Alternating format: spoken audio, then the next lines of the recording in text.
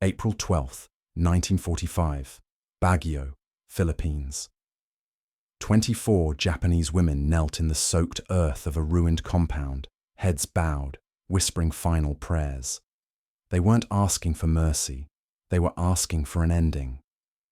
Above them, the dawn broke grey and lifeless. From beyond the fence came the sharp rhythm of American voices, the sound they had dreaded for months. This was supposed to be their final morning. Quick, merciless, certain. But before we step deeper into this forgotten chapter of World War II, make sure to subscribe and keep these untold stories alive. Drop a comment telling us where you're watching from, Tokyo, Texas, or somewhere in between, because your support helps history speak again. The sound of boots drew closer. Heavy, deliberate, foreign. Lieutenant Yoshiko exhaled slowly, forcing herself to stay composed. She'd promised her unit they would die with honor, but her hands still trembled. Images from propaganda reels flashed through her mind. Americans laughing as they killed prisoners, torching homes, showing no pity. She braced herself for that fate. Then the footsteps stopped. The gate swung open. And what entered wasn't death. It was the impossible. The Americans weren't holding rifles but crates, food, blankets, medicine. The women stared, frozen in disbelief, as realization dawned. Everything they had been taught about their enemy was a lie. This story, the story of 24 forgotten prisoners of war, doesn't appear in textbooks or films. Yet what unfolded in that muddy compound revealed something extraordinary, that even in the darkest corners of war, humanity can still find a way to survive. To understand how those 24 women came to kneel in the mud expecting death, we must turn the clock back 6 months. October 1944, the Pacific burned. General Douglas MacArthur had returned to the Philippines, keeping his word. His landing on Leyte sent shockwaves through Japanese ranks scattered across Luzon. For 3 long years, they had ruled the islands under the rising sun. Now, they faced a relentless counterattack that left them fractured and desperate. Among nearly 30,000 Japanese troops still entrenched on the island were roughly 200 women, nurses, clerks, communications officers, and civilian auxiliaries attached to the Imperial Army. To the High Command, their presence was symbolic, a testament to Japan's endurance. But in reality, it meant that when the tide turned, these women would face the same fate as the men, without any means of survival or escape. The Imperial Military Code Senjin-kun was mercilessly clear. Do not live to experience shame as a prisoner. It wasn't advice. It was doctrine. Surrender was the one sin no soldier could wash away. Cyanide capsules were issued to officers. Grenades were meant not only for enemies, but for oneself. Death was considered cleaner than capture. Even the word kosan, surrender, carried a taste of disgrace that few dared to utter. For women, the terror ran deeper. Military propaganda had spent years painting a monstrous image of American soldiers. Brutal, laughing executioners who slaughtered prisoners and violated women without mercy. Films, newsreels, and radio broadcasts repeated these lies until they hardened into unshakable belief. Every frame, every word served one purpose: to make death preferable to captivity. By March 1945, the American advance had reached the Baguio highlands. Once a serene mountain resort, Baguio had become a maze of trenches and shattered stone. Japanese defenses crumbled under artillery barrages and airstrikes. Most surviving units withdrew into the mountains, hoping to wage a hopeless guerrilla war. But a small group, 24 women, never made it out. They were a mix of field, nurses, clerks, and communication assistants cut off during the retreat. For weeks, they hid in abandoned huts and collapsed caves, surviving on rainwater and scraps. Disease gnawed at them. Fever, dysentery, starvation, the silent enemies that cared little for sides.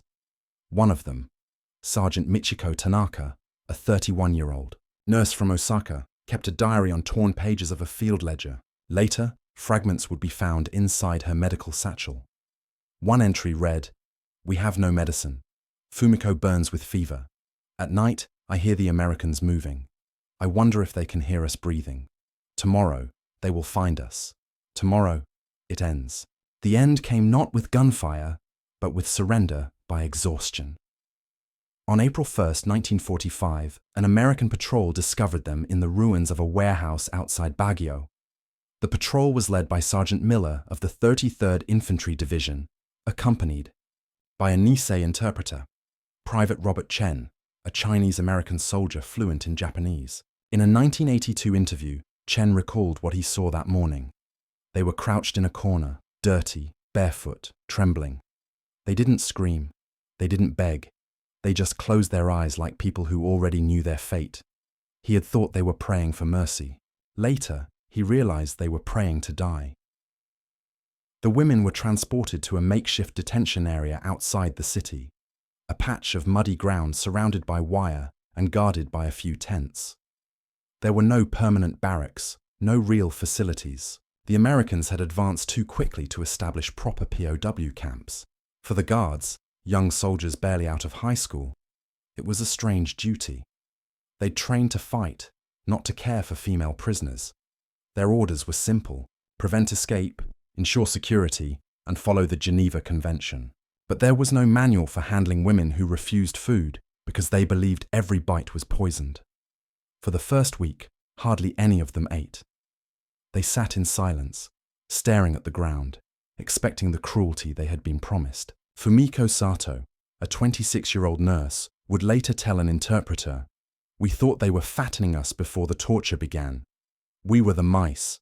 They were the cats." Starvation and disease quickly returned. Several women developed dysentery. Fumiko's fever deepened into pneumonia. Lieutenant Yoshiko Nakamura, the senior officer among them, tried to maintain military order, calling roll and issuing instructions. But even she knew the futility. They were no longer soldiers. They were survivors of an idea that was collapsing around them. Outside the wire, life went on. American convoys roared past carrying ammunition, rations, and wounded men. The war machine moved forward without pause. Inside the compound, time barely crawled.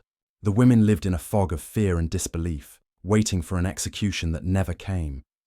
Then, on the morning of April 12th, something changed. Captain William Morrison, 34, a history teacher before the war, arrived for a standard inspection. He'd fought across Leyte and Luzon, had seen horror on both sides, and had long since learned to shut off parts of himself just to endure. But what he saw that morning cut through all of it. Huddled figures in tattered uniforms, barefoot women too weak to stand, eyes hollow from hunger and terror.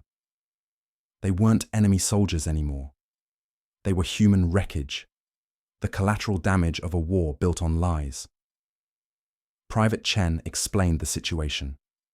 The women were convinced they'd soon be executed, that the rations were poisoned, that every kindness was a trap. Morrison stood there for a long time, staring at them.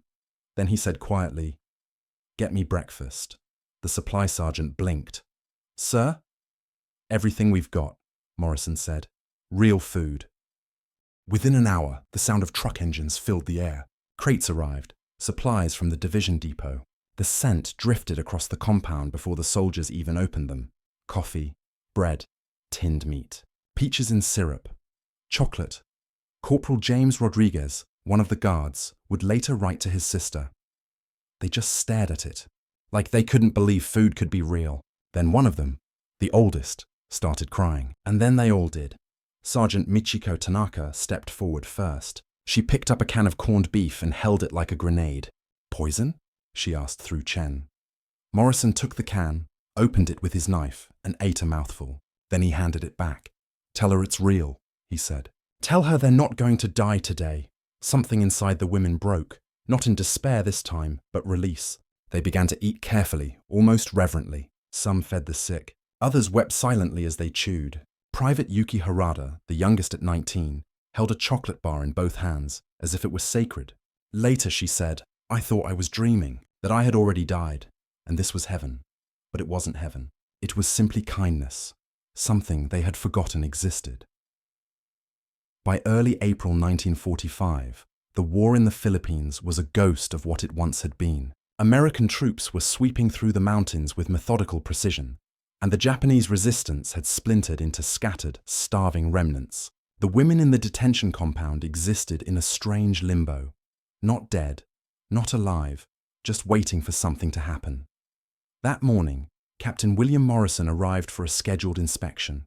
The compound was a minor outpost, a forgotten corner in a war that had already decided its victors. Morrison had seen enough death to harden any heart, yet the sight before him pierced through years of numbness. 24 women sat motionless in the mud, eyes empty, uniforms hanging like rags. They looked less like prisoners and more like shades. The aftermath of belief turned to ruin. When his interpreter, Private Robert Chen, explained that the women thought they were awaiting execution, Morrison didn't respond right away. He just stood there, taking in the absurdity of it, that after years of war, these people still believed Americans were monsters, that mercy itself could be mistaken for a trick. Then, quietly, he gave an order no manual had prepared him for. "Bring breakfast," he said. "Everything we can spare." An hour later, trucks rolled up from the divisional supply depot. The soldiers unloaded boxes of canned meat, loaves of bread, fruit cocktail, chocolate, and coffee. The air filled with the scent of food, warm, real, human. The women froze, staring in disbelief. Some pressed their hands to their mouths, as if the smell itself might be poison. Sergeant Michiko Tanaka was the first to move. Slowly, she reached out, took a can of corned beef, and turned it in her hands. "She's asking if it's poisoned," Chen translated softly. Morrison didn't hesitate. He opened the can with his knife, ate a spoonful, and handed it back. "Tell her it's safe," he said. "Tell her they're not going to die today." For a moment, silence. Then the dam broke. The women began to cry, quiet, restrained sobs that built into open weeping. They ate carefully, reverently, as though afraid the food would vanish if they were too eager. Some shared what they had with the sick and the weak. Others just sat still, staring into the middle distance, unable to believe what kindness felt like. Over the next 3 days, Morrison turned that small act of compassion into policy. He requisitioned medical supplies. Medics treated pneumonia and dysentery.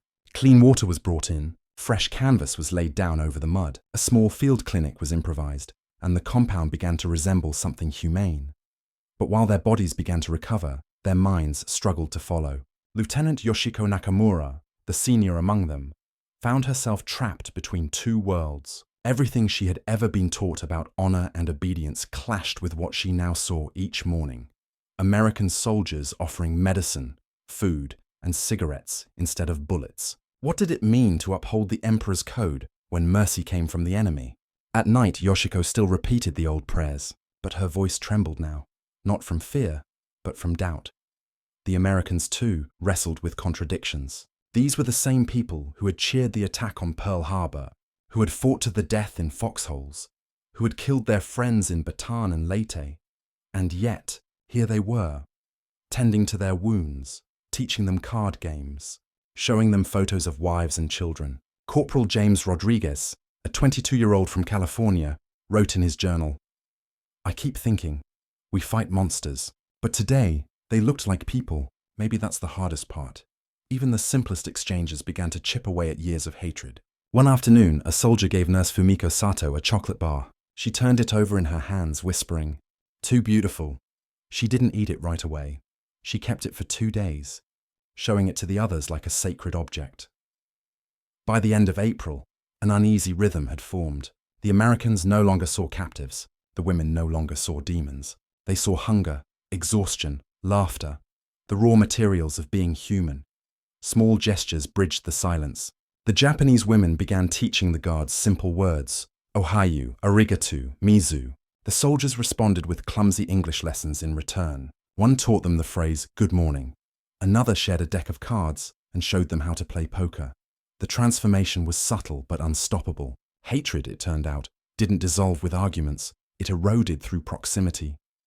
Then, in early May, a storm hit. A heavy tropical downpour flooded the compound, sending soldiers and prisoners scrambling for shelter. Private Yuki Harada, the youngest at 19, found herself crouched beneath a tarp beside 3 American infantrymen. They passed around a pack of Lucky Strikes and watched the rain pound the earth into steam. After a long silence, Yuki pointed to the sky and said carefully, "Same rain, same sky." Private Danny O'Brien smiled. "Yeah," he said quietly. "Same rain." It was a small moment, fleeting, simple, but it carried the weight of everything war had denied them. By late May, the Philippine campaign was drawing to an end. Japanese resistance in Luzon had collapsed. Morrison received new orders. The women were to be transferred to a larger prisoner of war facility in Manila. Their temporary compound would be dismantled. The night before departure, Morrison assembled the women and explained through Chen what was to happen. They would be moved, given medical care, and eventually repatriated. When he finished, Sergeant Michiko bowed deeply. The others followed. It was not surrender, it was gratitude. Morrison, embarrassed, returned the gesture awkwardly. "You deserve to be treated like human beings," he said. "I'm glad we could do that much." The next morning, trucks arrived to carry them south. The guards helped the women climb aboard. Yoshiko paused before leaving, extending her hand to Morrison. "You showed us," she said slowly, "that everything we were told was wrong." Morrison nodded. "Maybe that's the real victory," he replied. Learning the enemy is just people. The journey to Manila marked a return to order and the end of something fragile. The new camp was organized, structured, efficient. There were barracks, latrines, proper medical wards. But the human closeness that had defined the small compound was gone. Routine replaced connection. Nurse Fumiko recovered physically, yet her nights were haunted by conflicting memories. In her dreams, the Americans were again the monsters she had been taught to fear, laughing, cruel, merciless. She would wake up sweating, unsure which reality to believe. An army psychologist later wrote, "Many of the female Japanese prisoners show signs of deep cognitive conflict, a rift between indoctrination and experience." Lieutenant Yoshiko, meanwhile, faced a quieter, deeper crisis, the collapse of identity. The Imperial Army had been her purpose, her structure, her faith. Now that faith had crumbled, she began spending hours in the camp's small library, poring over any Japanese text she could find, searching for meaning in a world where enemies had shown her compassion, her own leaders had denied. Yuki, the youngest, adapted with ease. Too young to be fully molded by propaganda, she embraced the strange new world eagerly. She practiced English with the American nurses, taught them Japanese phrases, even laughed again. In her diary, preserved years later, she wrote, "I think peace begins when you stop believing everything you were told." Then came August 15th, 1945. A radio crackled in the Manila camp. The voice of Emperor Hirohito announced Japan's surrender. The war was over. Some women refused to accept it. Others wept silently. Michiko stood still, eyes closed, tears mixing with the humid air. She wasn't sure whether she cried for defeat, relief, or something more complicated. She thought of Captain Morrison, the man who had fed her when she expected death, the man who had shown that compassion could survive even in war. In that moment, she understood something no victory parade could teach, that humanity, once revealed, could never fully be forgotten. Repatriation was slow, uncertain, and filled with silence. The women from the Baguio compound waited in the Manila camp for months, writing careful letters that said everything and nothing. What could they tell their families? That kindness had come wearing an enemy's uniform. In November 1945, they were finally placed aboard a US Navy transport bound for Japan. As Lieutenant Yoshiko stepped up the gangway, Captain Hayes asked quietly, "What will you tell them when you get home?" She paused, looking back at the harbour. "I'll tell them," she said, "that the enemy showed me what honour really means." 12 days later, the ship anchored at Uraga Bay. Japan lay in ruins, cities flattened, rice fields burned, a country surviving on fragments. Returning home felt heavier than captivity. Sergeant Michiko Tanaka reached her village near Hiroshima to find half of it gone but her family alive. Her mother begged her to forget the war, to start over in silence. But Michiko couldn't. She took work in a small clinic, and sometimes while cleaning bandages or brewing tea, she told patients about the American officer who had fed her when she expected death. Some dismissed it as fantasy. One old doctor simply said, "Maybe that's how peace begins, not with victory, but with empathy." Lieutenant Yoshiko's reunion with her husband was strained at first. He had fought Americans in the Pacific while she had learned to see them as human. Their first nights together were quiet, their conversations awkward and raw. But over time, exhaustion became a bridge. They found solace not in the past, but in the fragile hope that there might never be another war. Yuki, barely 20, struggled most. She had grown up under air raid sirens and military drills. Peace was an alien language. Yet she found meaning teaching English to children in Yokohama.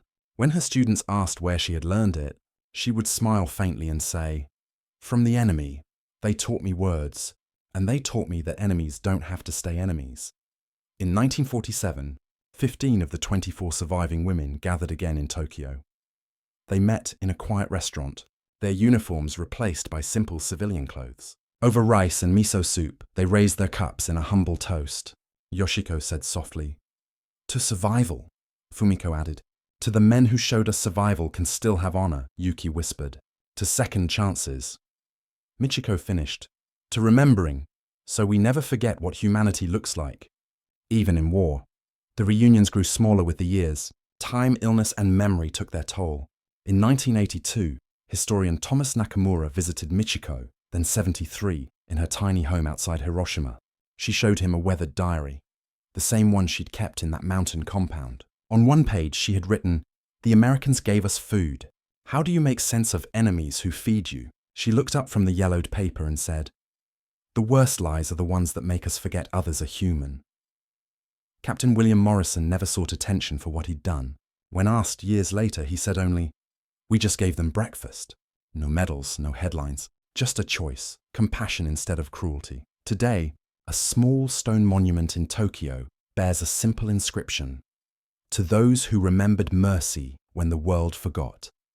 Because sometimes, history isn't written by those who win wars, but by those who dare to stay human in the middle of them.